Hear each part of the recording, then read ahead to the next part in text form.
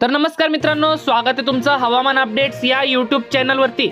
तर मित्रांनो, आपल्याला आज राज्यामध्ये कोणकोणत्या भागांमध्ये पावसाची शक्यता असणार आहे, कोणत्या भागामध्ये या ठिकाणी पावसाचा जोर वाढणार आहे, तर कोणत्या ठिकाणी पुन्हा एकदा पावसाची सुट्टी पाहायला मिळते, तर मित्रांनो संपूर्ण आढावा घेणार आहोत आपण या व्हिडिओमधून। व्हिडिओ शेवटपर्यंत पहा मित्रांनो। तुम्हाला विनंती मित्रांनो, चॅनलवरती जर नवीन असाल तर चॅनलला सबस्क्राइब नक्की करा व तुम्ही हा व्हिडिओ कोणत्या लोकेशनवरून पाहतायत ते देखील आम्हाला कमेंट करून नक्की कळवा। तर मित्रांनो, आपण जसं की स्क्रीनवरती बघू शकता, आज दुपारनंतर आपल्याला राज्यामध्ये या ठिकाणी नांदेड, परभणी, हिंगोली, जालना, छत्रपती संभाजीनगर या जिल्ह्यामध्ये मध्यम ते जोरदार स्वरूपाच्या पावसाची शक्यता आपल्याला पाहायला मिळते।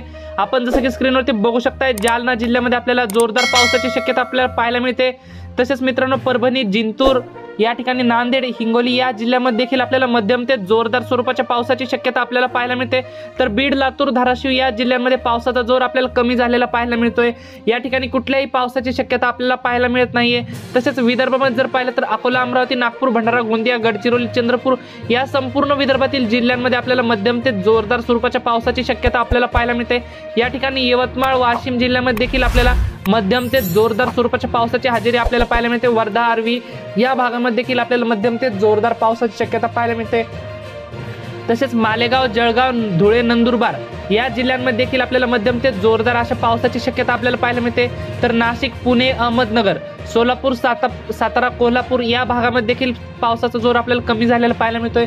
तसेच कोकणपट्टीमध्ये देखील आपल्याला पावसाचा जोर कमी झालेला पाहायला मिळतोय। एकंदरीत जर संपूर्ण राज्याचा विचार केला तर आज मराठवाड्यातील आपल्याला नांदेड, परभणी, हिंगोली, जालना, छत्रपती संभाजीनगर या जिल्ह्यामध्ये आपल्याला मध्यम ते हलक्या स्वरूपाचा पाऊस पाहायला मिळतोय।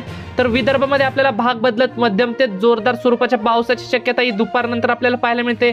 मित्रांनो, हवामानात अचानक बदल होत असतात, बदल झाले कीच आपण लगेचच व्हिडिओ घेऊन येत असतो, त्यामुळे आपल्या चॅनलला सबस्क्राइब नक्की करा।